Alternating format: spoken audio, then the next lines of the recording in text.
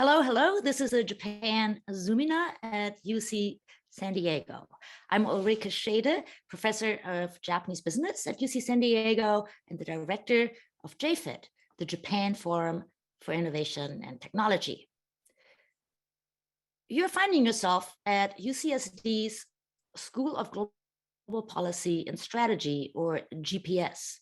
We are an international relations and public policy school, and one of our degree programs is a Master's of International Affairs with a Japan specialization. If you're interested in our school and what we have to offer, please visit gps.ucsd.edu. And at GPS, we have jfit, our Japan Center.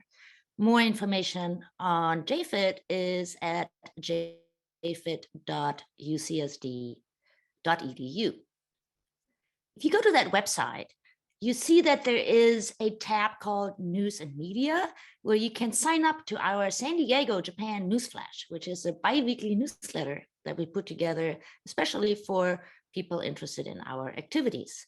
And right next to that tab is the Japan Zoominars tab. There you can find information on upcoming Zoominars, as well as our JZ Gallery, which is a collection of past recordings. If you go to that gallery, it looks like this. We've organized it into business and economy, politics, society, and everything else. And if you go in there, then you can tap these boxes and go to the past recordings. Our Zoominar is a bi-weekly event. So Tuesdays at 4, which is Wednesdays at 9 a.m. in Tokyo, still until March, when we shift to daylight saving time, but still 9 a.m. So please leave that in your calendar for now.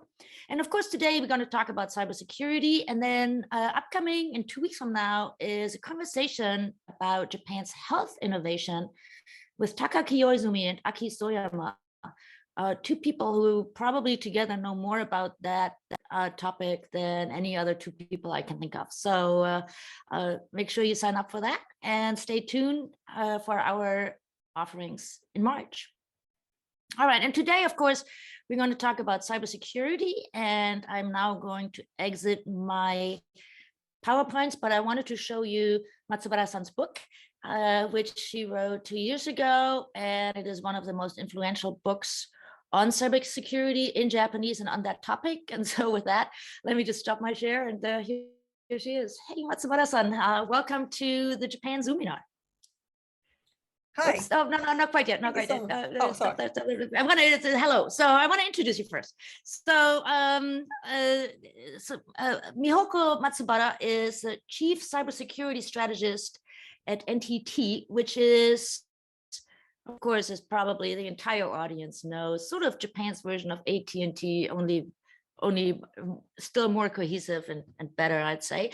Matsubara-san has a unique background. She started out with a degree from Waseda, and then she attended Johns Hopkins SAIS, which is our direct competitor, but you shall be forgiven, Matsubara-san, because you were there probably because you started your career in the Japanese Department of or Ministry of Defense as a foreign liaison officer. And so with that unique background of starting with the government and then earning a master's degree in the US, and then you joined industry, and you've worked for Hitachi Systems, Intel, Palo Alto Networks, and now NTT. And you're also a member or affiliated with a think tank called Pacific Forum CSIS. And of course, we've had several members of CSIS here on the Zoominar already in the past, including Brad Losserman. And, so yeah, lots of your colleagues have been here. So now she is at NTT, but she's also served in the past and in the recent past as a member of the Japan government's Cybersecurity Strategy Committee, which I believe would be in the Prime Minister's office, or associated with it at least, and has helped craft Japan's national strategy in cybersecurity. And that included also actually some planning on the Tokyo Olympics 2020, which were 2021, of course, as he will talk about soon. So Matsubara to the Japan Zoominar, I couldn't think of a better person to have here on this topic. And so thank you for joining me and making time in your busy schedule. So I understand you've brought some PowerPoints that we're going to start out with, and then we're going to launch into the discussion audience. The rules of the game here are we're going to listen to Matsubara-san, and then if you have questions for her that you would like me to weave into our conversation, please type them into the Q&A button at the bottom of the screen. And because this is a recorded event, if I read out your question, I will only refer to you by your first name to protect your privacy. So with that, Miho-san, why don't you start us out with your PowerPoints then? Sure. Thank you so much for having me today. So I'd like to talk about both opportunities and challenges for Japanese cybersecurity and Japan-US collaboration on cybersecurity in the future. So because we unfortunately have been seeing increasing amount of ransomware attacks both against Japan and the United States. So I'd like to talk about that. And it's been a really busy year for Japan in terms of cybersecurity, because as you said, we had a very successful Tokyo 2020 Summer Olympic and Paralympic Games last summer. And we also issued the new national cybersecurity strategy last September. So actually, the ransomware attacks have been out there over the last 3 decades, so 30 years. So until 2020, traditionally, ransomware attacks encrypt data crucial to continue your business operations and take your business continuity as a hostage and demand a ransom. But this game plan changed after 2020. So we've now seen more double extortion or even triple extortion. So it's getting more devastating. So how? So not only to just encrypt your data crucial to continue your business operations, but they started to steal your confidential information, such as personal information or intellectual property information, and leak some of the data on dark web and pressure the victims. Okay, if you don't want to see that all of your data all over the dark web, then please pay the money by this date. Or even to print out many, many copies of a blackmail from victims' printers to pressure them, or recruit insiders' help to get vulnerability information, or even to take advantage of stolen private information to email victims' customers or business partners and saying that, okay, now we have your data. And if you want to protect your own privacy, please pressure the victim companies to pay the ransom. So now you see that why this is called a double or triple extortion. And this is getting worse and worse during the pandemic. Why? Because now we are more reliant on information technology more than ever. So before the pandemic, I have talking to you in person, but now we are using a Zoom or even WebEx or Teams on a daily basis. So it is getting more complicated in terms of the IT or cybersecurity governance for companies and the government. And it is getting more difficult to timely patch all of the vulnerabilities in our IT assets. So this is actually a perfect environment for cyber attackers, including ransomware attackers. So according to American cybersecurity company called Crowdstrike, 61% of Japanese surveyed companies were hit by a ransomware attack or ransomware attacks last year. And 20% of them actually paid a ransom. And this ratio is actually much lower compared to American ratio. However, please note that the average payment made by Japanese victim companies in 2021 is much, much higher than American or the global counterpart. And as you can see that Japanese major companies have been hit by a ransomware attack or ransomware attacks in the past. And some of them are hit through their overseas subsidiaries outside Japan, such as Taiwan, the United States, Singapore, or Europe. So you see that this is not just about Japan. this is also about American or European issues. So that's why the cybersecurity collaboration and information sharing is so crucial to minimize the damage caused by cyber attacks, including ransom attacks.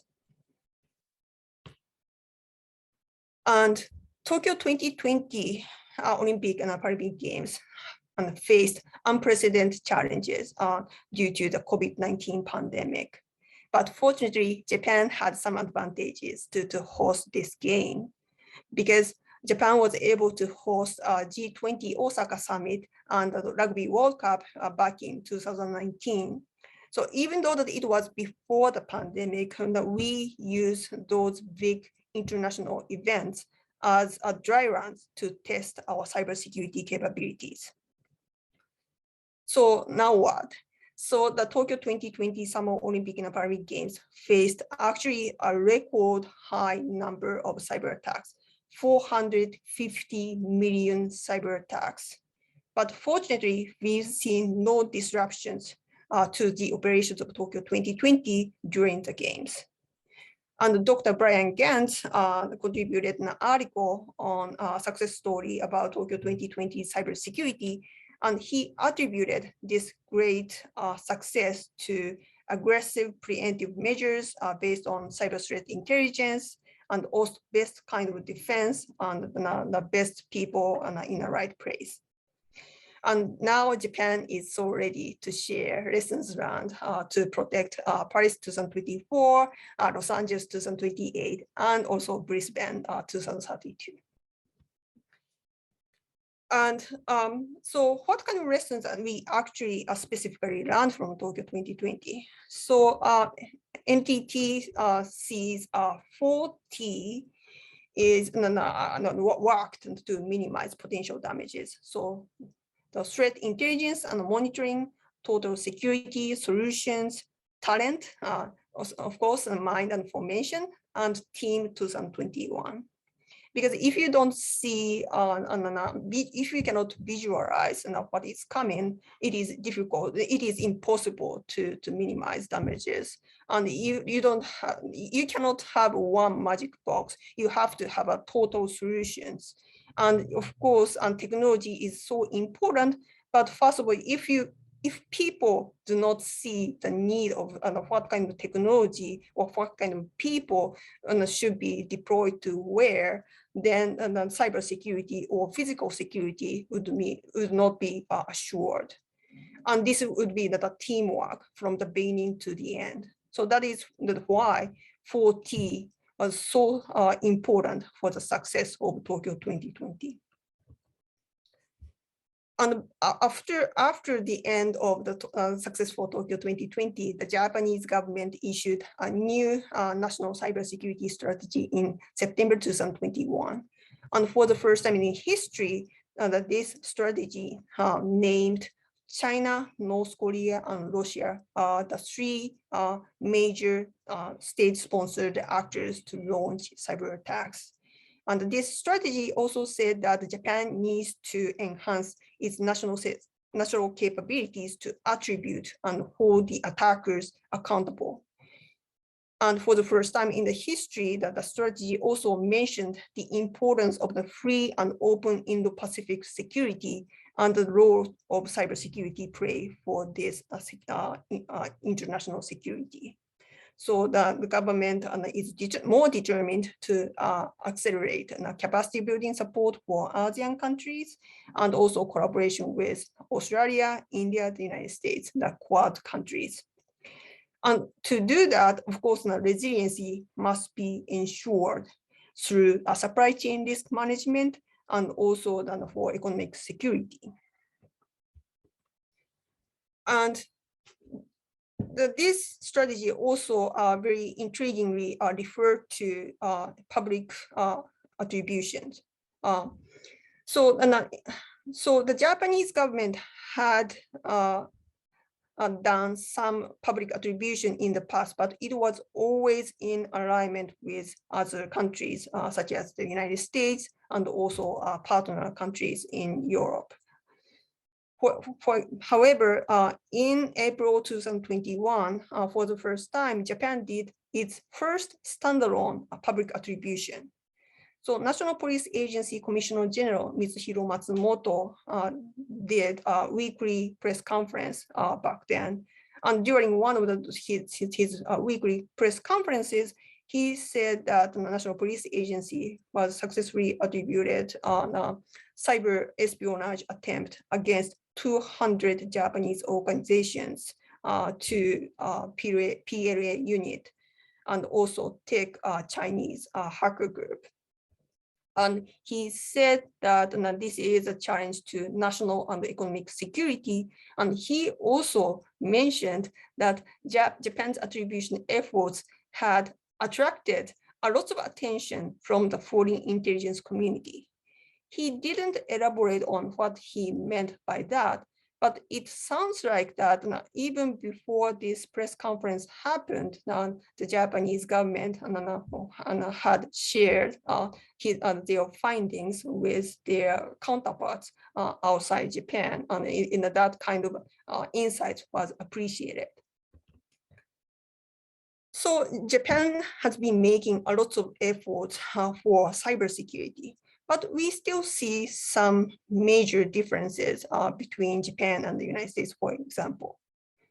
So for example, top US federal cybersecurity officials from the intelligence community, more specifically National Security Agency ARMS. So Mr. Christopher Ingres, Ms. Ann Neuberger, Ms. Jen Eastry, they are all from National Security Agency. But I do not see that kind of alarms in the Japanese government. And given that the four pillars of the national powers are diplomacy, intelligence, and military economy. So intelligence plays a major role in cybersecurity and also national security. So that is why then I think that the US federal government employs senior, former intelligence officer for the cybersecurity roles. And the United States faced a lot of devastating ransomware attacks last year, naming Colonial Pipeline incident and also JBS incident last May. However, right after that, they immediately took major efforts to enhance their cybersecurity capabilities. So Department of Homeland Security, so one specific federal agency hired 300 cybersecurity professionals plus 500 tentative job offers. Of course, Japanese population is much, much smaller compared to American population. However, I've never seen or heard that one Japanese governmental organizations decided to hire hundreds of cybersecurity experts to improve their cybersecurity capabilities. And of course, each of any government in the world faces the same problem. So we have to compete against industry because they pay better. So the US came up with a better solutions. So they actually changed the rules to allow the annual salary can be up to 330 to 100 US dollars. It is actually higher than the US vice president's annual salary. So this showcases that how US federal government takes cybersecurity or cyber threats very, very seriously. And immediately after that, the magic worked. So over 2,000 people applied for the US and the federal governmental positions. So here are some conclusions.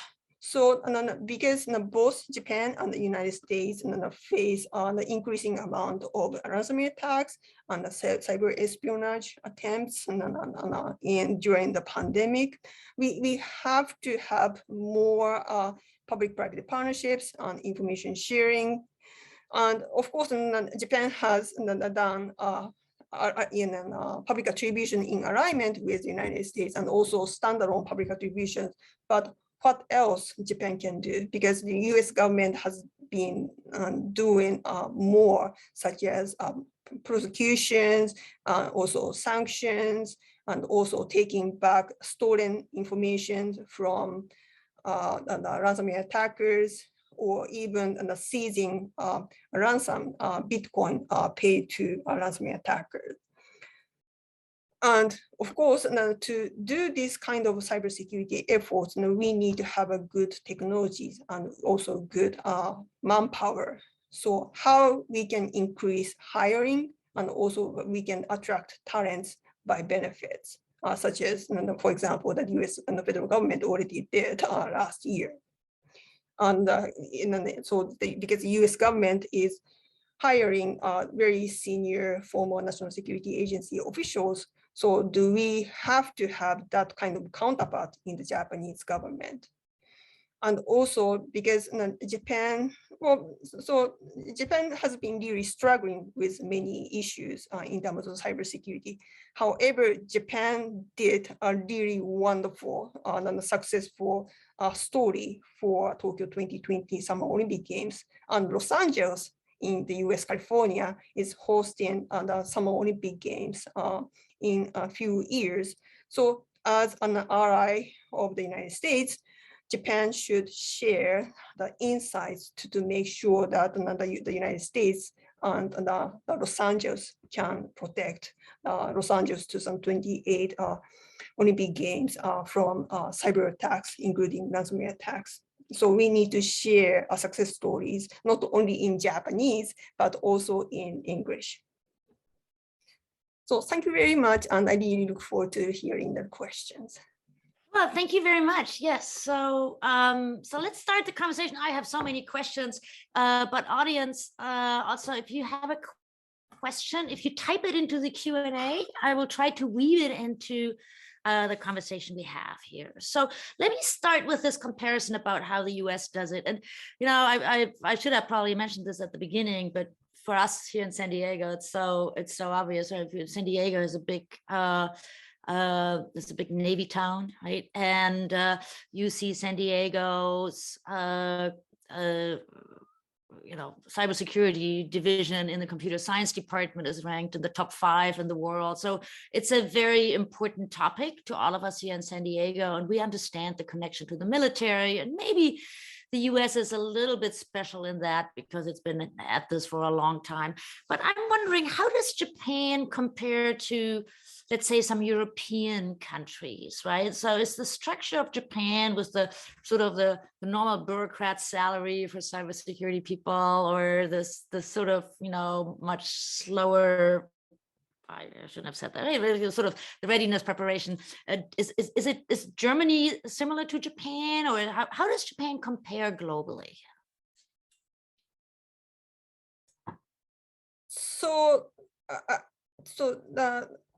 each government actually has a different definition of what critical infrastructure sector means, because they have different priority for their industrial sectors.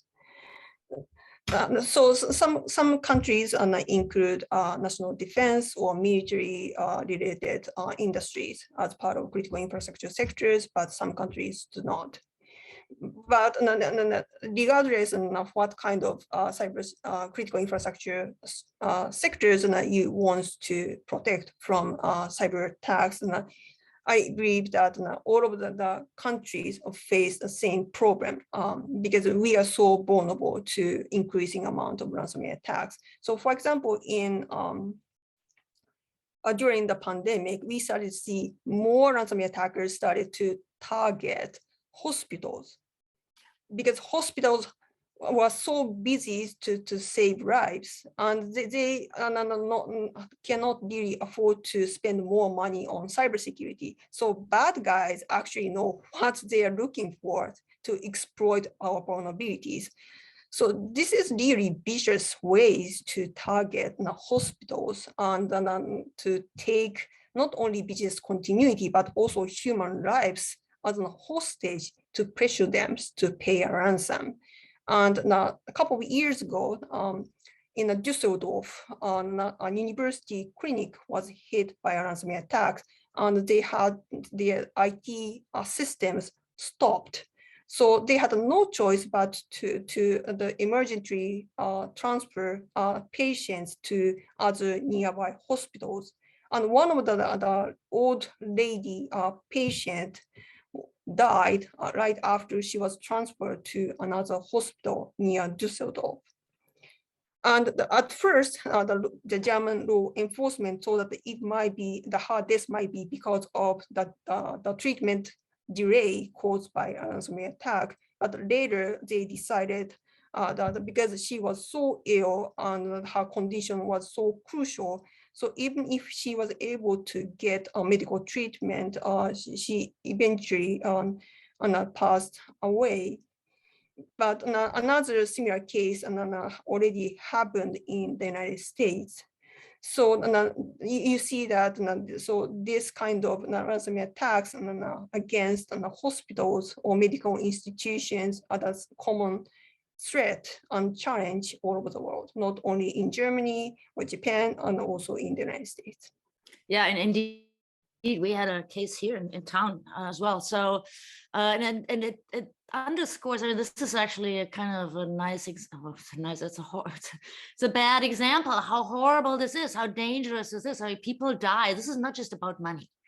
And it's of course also about infrastructure and so forth. So you mentioned that the American government is very aggressive at hiring and upping the salaries so that they can compete with the private sector as they try to attract talent. What is Japan doing in terms of educating talent? I mean, throwing money at the market won't be particularly useful if there aren't a lot of cybersecurity specialists.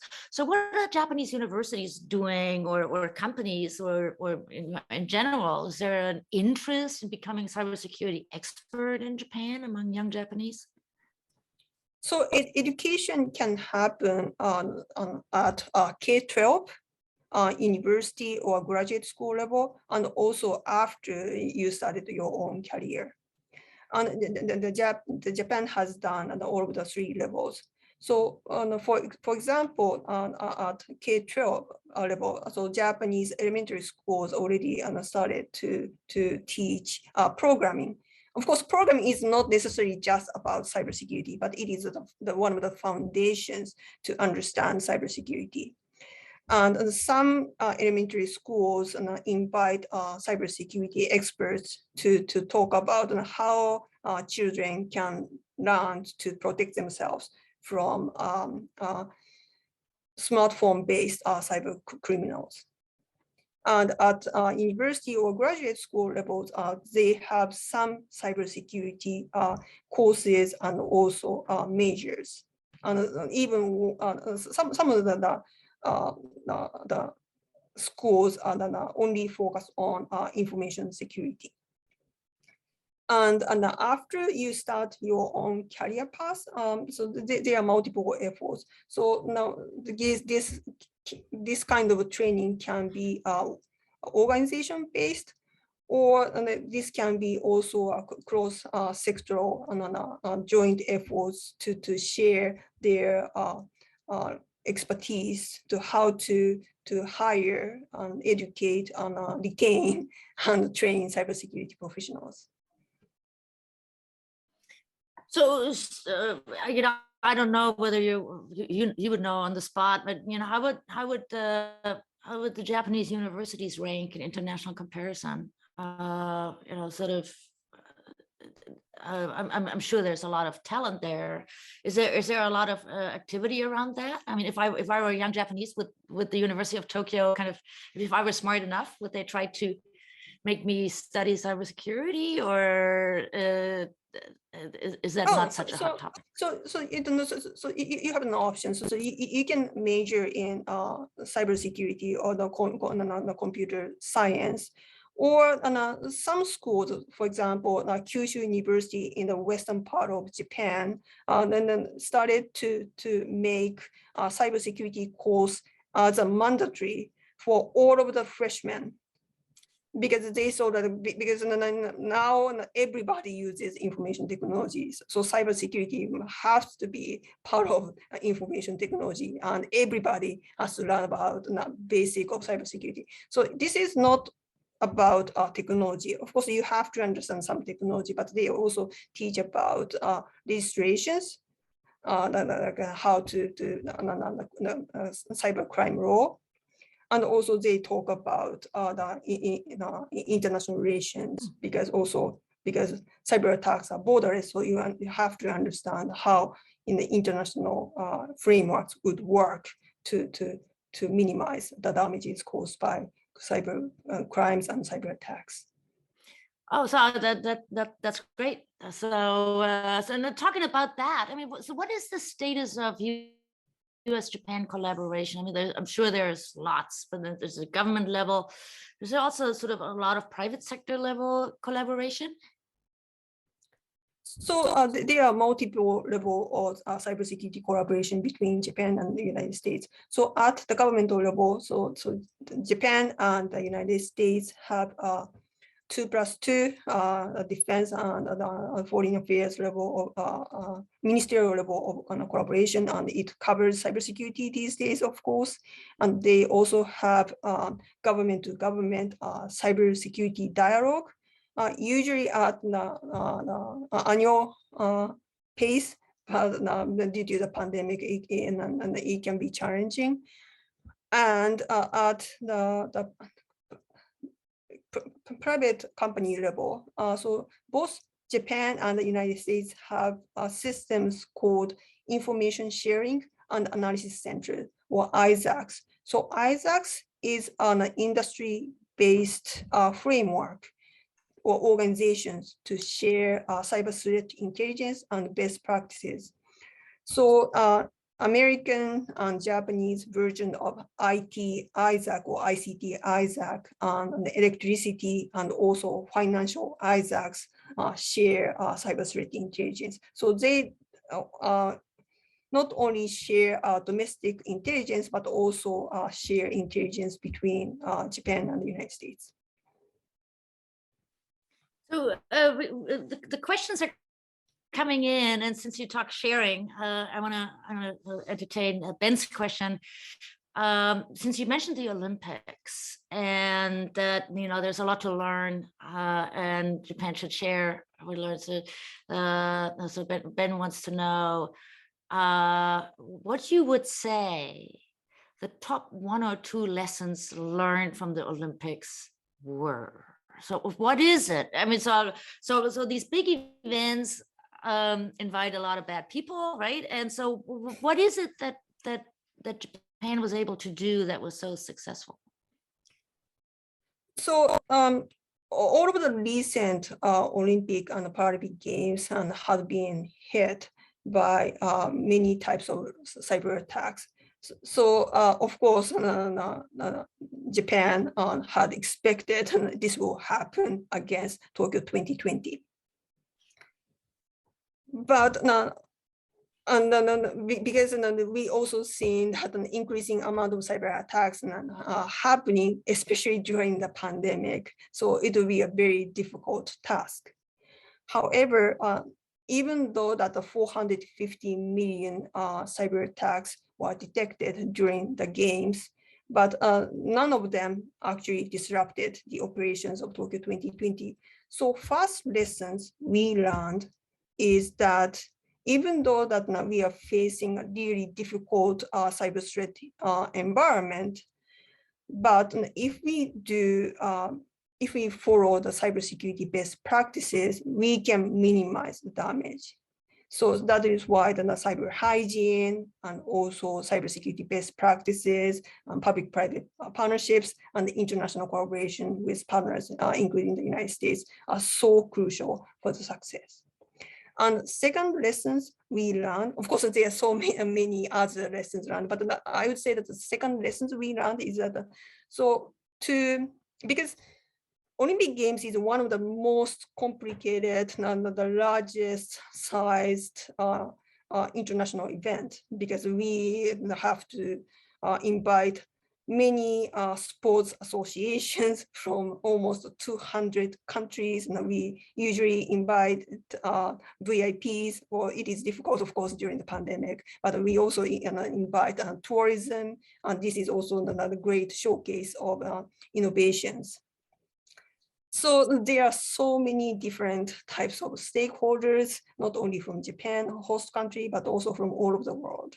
So how you can manage the different languages and also cultures for cybersecurity. So you have to make sure that the leadership understands the need of security, both physical security, but also cybersecurity. So the team building from the beginning of the history of any Olympic and Paralympic Games have to include cybersecurity mindset and also cybersecurity people. And this is the key for the success.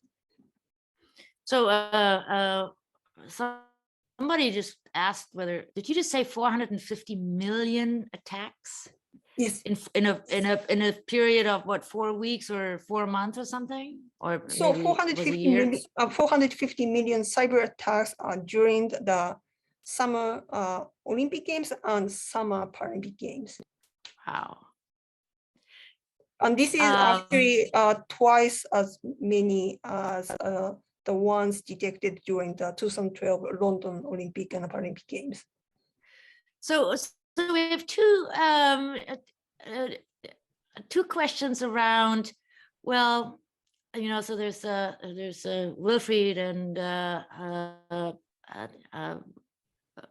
Byron. So who's winning these ransomware attacks? And I mean, I think this is an honest question from them, although it sounds a little bit tongue-in-cheek, but, you know, wouldn't be the best defense to simply not pay? I mean, so if we don't pay, then, you know, there's no market. If there's no market, nobody will come and try it, right? So it's it's actually a really good question. I'm sure the answer is very complicated, but and I'm thinking of the hospitals immediately and protection of private data. But what is the sort of the you're thinking about this idea? Just don't engage with them, don't pay, and they'll go away. So the best option the law enforcement propose would be no payment, of course, because if you pay, then that money will be used to launch another attack on another victim or other victims. So no payment. And in some countries, the ransom payment are actually illegal. However, the things are really complicated when your own company is actually attacked, and you find out that there is no way to recover your business operations quickly enough within a few hours or within a few days. Then you will have cascading effects on your business partners and customers and other critical infrastructure sectors. Then you are under the really difficult conditions, and then you have to ask yourself that, okay, so what kind of options do I have now? Because I know that we didn't actually do the backup on a timely basis, so we lost all of the backup. Because these days, ransomware attackers actually try to encrypt not only your main database, but also your backup database as well. So to try to decrease the options available for you. So so in this case, I usually share some statistics. So if you pay, then you'll be considered as an easy target, and you'll be more likely to be targeted by the same attacker, by the same method in the near future, or another ransomware attacker. Because one of the US-based security vendors found out that 80, actually, and then it was Israeli cybersecurity company found out that 80% of victims that paid a ransom are actually attacked again by a ransomware attacker or ransomware attackers. in the near future. And even if you pay, there is no guarantee that the key you will get from the attacker would solve all of the problems. Actually, the UK-based cybersecurity company called Sophos found out only 8% of the victims that paid a ransom were able to recover all of the data after they received their key from the attacker. So 8%. Is this high or is this low? And even if you are able to, even if you pay, I'm sure that you're expecting that you can recover your data and business operations quickly enough. But you still have to do forensics investigations and also to notify your customers and stewardship agency in the government and the business partners, and also to repurchase all of the affected IT systems. So if you pay, you basically double your recovery cost. So, so you have to consider all of the questions about legal issues and also the financial cost and also reputation cost, and also the risk of you be attacked again from the same attacker. But this can be more complicated if this attack is against a hospital, because they have to compete against time to save lives. So we have a few questions from people who initiate the question by saying, I don't understand a lot, I'm a layperson. And one question that is really, sort of the normal layperson's concern is you go to Tokyo as a tourist, and it's fantastic. There is open Wi-Fi everywhere, in the subway, and right, so it's ubiquitous. And is that safe or not? I mean, isn't this something where cities set up their infrastructure for easy hacks? And then let me just give you all the layperson questions in one, and you can pick the ones that you think are important. There's one about language. Right, so does language play at all here? I mean, is this all an English game? Are cybersecurity threats mainly foreign, or have you, does it happen that they're in Japanese, say, or in French or something? So that's actually, my guess is it's neither one of those languages, but and the final question that also is in this, is this really something, the cyber policing, that should be done through global collaboration, or doesn't it start at the individual country, right? Because at the end of the day, these are Japanese hospitals or American hospitals or German hospitals, right? And so isn't it sort of a domestic question? So lots of little things here. Maybe you can combine the answers a little bit in this. Sure. So the last question about the police investigations, the international collaborations, even if attack was against one specific company or organization in one specific country. So So if we want to do if we want to do attributions, who is responsible for this attack or against a hospital in Germany, for example, and because if ransomware attackers are smart enough or vicious, they will use lots of different ways to hide their traces to make the investigation difficult for law enforcement. So you have to collaborate with law enforcement in different countries. And also, usually ransomware attackers are launching their attacks from overseas or different countries. So if you want to prosecute those criminal groups, then you have to also collaborate with your counterparts in a different country. So that is why international collaboration for law enforcement is crucial. And because the Japanese government is actually amending legislations for the National Police Agency to create a cyber bureau. So in the past, over the last several decades, Japanese police had to do investigations at the prefectural level. But because cyber attacks are borderless, and not on another prefecture base, of course.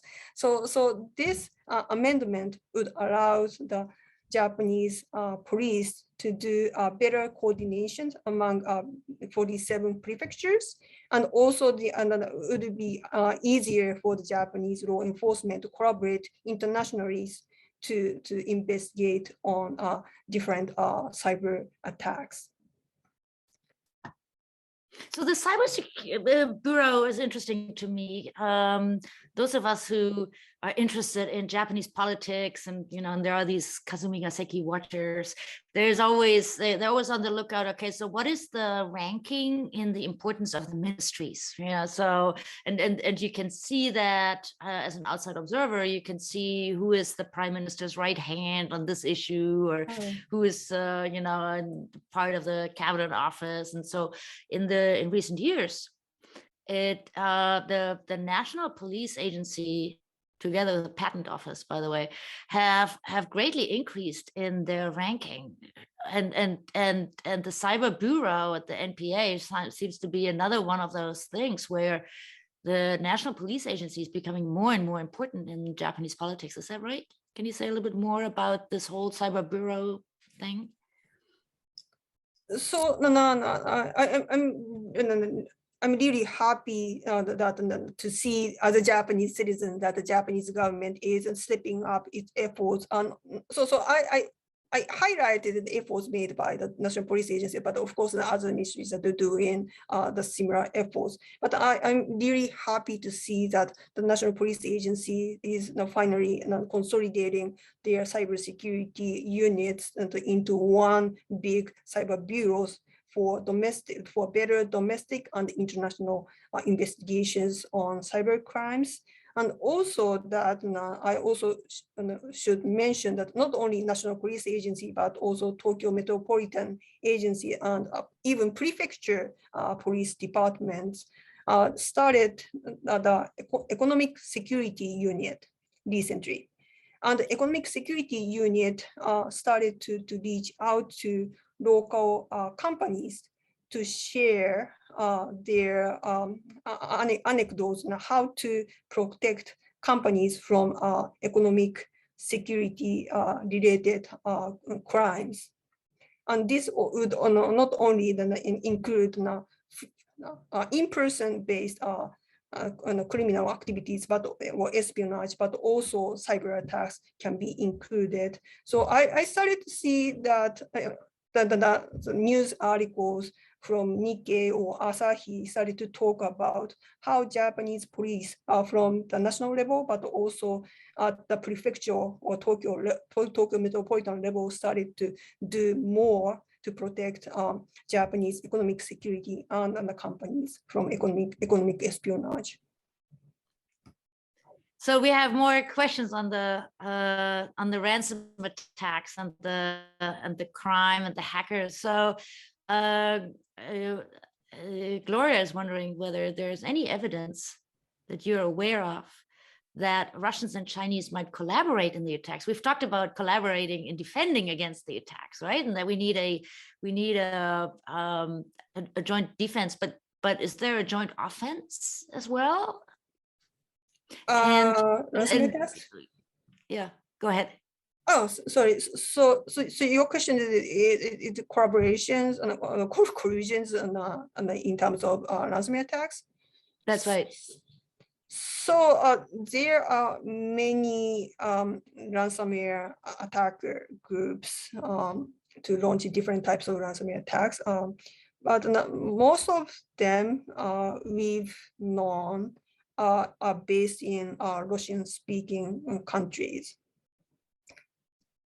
And recently, the US government found out that the ransomware attacks are from China. But I have not seen many cases outside Russian-speaking countries yet.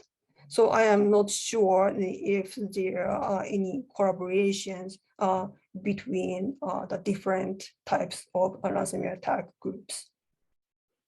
And Byron wonders whether we have any idea how many cyber hackers get actually caught and punished. I think there was one last year where the US scored a victory and found them and got the money back, partially back. So, but is it true that cybercrime is almost riskless for the hackers, or what are what measures are there so that that we can catch them and I don't know what one does, put them in jail or get the money back, or what does one do even? So it has been really challenging for any government or law enforcement to catch and prosecute ransomware attackers, because usually ransomware attackers lives outside the victim's country. So it is difficult to arrest, and it is also very difficult to ask another country to transport him or her to another country for prosecution. So that is why the U.S. National Security Council, White House, hosted the inaugural virtual cybersecurity conference to talk about how we can disrupt ransomware attacks with 30 allies, including Japan, last October for 2 days. And the US law enforcement has already did some arrest of ransomware attackers, and they also took back the stolen data from the Colonial Pipeline from being sent to Russia. And also that they were able to seize some of the ransom paid to Colonial Pipeline attacker. And the US government also sanctioned the cryptocurrency exchange place that was linked to ransomware attacks and other illegal activities. But this can be also international schemes to launch ransomware attacks. So this cannot be done only by the United States. So that is why the US government asked for international collaboration from 30 like-minded allies to collaborate. So we've talked a lot about ransomware attacks, right? Where it's about personal data and they go in and they get either intellectual property or employee data, or whatever they get. But there's also cybersecurity concerns about infrastructure, or even the whole global economy, whether that's supply chains or ports or whatever. Is that different? Is there a different way of thinking about those, or is the logic the same as with the ones that we've talked about so far, which are the ransomware attacks? So the most of the cyber attacks are a bit difficult to visualize damages. So for example, so if you see a water leakage, you see the lots of wet place, and you can see that, hey, so the water is leaking from here, so we should fix or patch this place. But in terms of the information leakage, you don't see any lots of wet, damp places, so it's difficult to patch. However, when it comes to a ransomware attack, because you see blackmail on your screen, so it is easier for the victims to capture what is happening. So there are several types of cyber attacks. So more visual ones are ransomware attacks, or even website defacement. It is also visual, but cyber espionage, it is sometimes difficult to catch. Sometimes it can be undetected for several months. And there can be also another disruptive nature of cyber attacks. And now what the European countries are really concerned the disruptive nature of cyber attacks against supply chain. because if a cyber attack try to disrupt services or products that are used in many countries in the world, then even if that attack specifically hits one specific company, but the effects will be cascading all over the world. So that is why that the European Union member states are now conducting the largest ever scale of cyber exercise for 6 weeks between January and February. So they are now testing their resiliency, starting from cyber attacks to disrupt supply chain, but it will be escalated to something equivalent to armed attack. Wow, that's amazing. There's so much more that we can learn from you. I'm looking at the clock, and as everybody here knows, I'm always asking Hugh Patrick's final question at this time of our hour. And this is a professor, Hugh Patrick at Columbia, who goes, at least before the pandemic, go to Japan every year and ask everybody, what is your biggest worry? And what's nice about that question is that it kind of forces a focus of the conversation, right? So as it comes to cybercrime and cybersecurity in Japan, Matsubara-san, what is your biggest concern? So my biggest concern is actually what the EU member states are testing now, the worst case scenario. What if a disruptive nature of cyber attack hits supply chain? So now the exercise focuses on the European, how to protect the European Union member states. But if it happens, then it will be the impacts will be not covering Europe, but also the United States and Japan.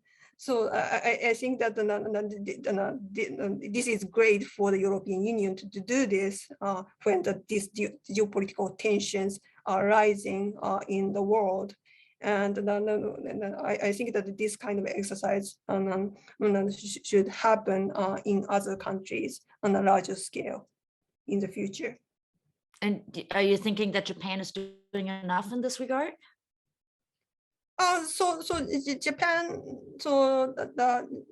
Japan participated in the NATO Cyber Center of Excellence annual exercise last year, and that scenario based on the newspaper articles that it was the scenario was based on cyber attack against multiple critical infrastructure sectors. So Japan is ready and preparing for this kind of cyber attack, but I am not sure that NATO CCD COE exercise actually included the scenario on supply chain. Well, it's all a little bit frightening, and the bad thing about this last question is that it makes us end on a negative note. But as long as there are good people out there that are protecting us and wonderfully informed people like yourself who can explain all of this to us, I think we're in pretty good shape. So with that, thank you so very much, Matsubara-san. It was wonderful to have you with us today. I've learned a lot. I'm still not sure whether I want to use the Tokyo Metropolitan Wi-Fi system freely, but I think that's a different thing from the ransomware. So thank you very much. It's an important topic. I'm sure it'll continue to be important. And so hopefully we can have you back at some point in the future to discuss this further. And with that, everybody, thank you very much for joining us today. Our next Japan Zoominar will be in 2 weeks from now when we talk about innovation in the health sciences in Japan. And so please join us in 2 weeks. And until then, please stay safe and don't get in touch with Omicron, please. So, and with that, thank you and goodbye.